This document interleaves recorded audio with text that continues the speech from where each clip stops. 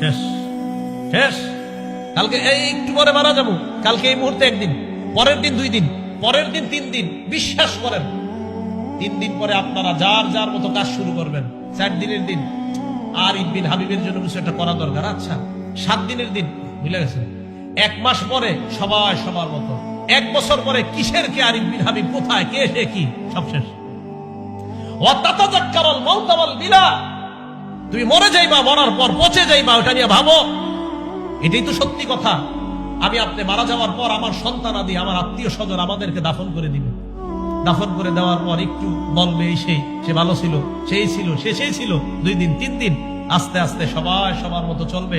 আপনার বাড়ি গাড়ি সব রয়ে গেল। এটা নিয়ে ভাবেন যে আমি যা কামাই করেছি, যা অর্জন করেছি, সব রয়ে গেল, আমি কবরে চলে গেলাম। ভাইও আজকে থেকে ভাবেন, আজকে রাতে মাথাটা বালিশে লাগান, একটু সময়ের জন্য ল্যাপটা মুড়ি দেন, কম্বলটা মুড়ি দিয়ে চোখটা খোলেন, দেখবেন আপনি অন্ধকার, কিছু দেখা যায় না।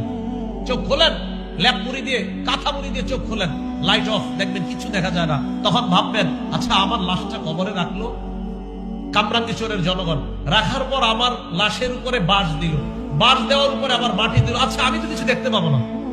আচ্ছা অন্ধকার, ব্যাপারটা কি? ইমানদার হলে কবর আল্লাহ আলোকিত বানায় দিবে। ভাই কথাগুলো ভাবেন।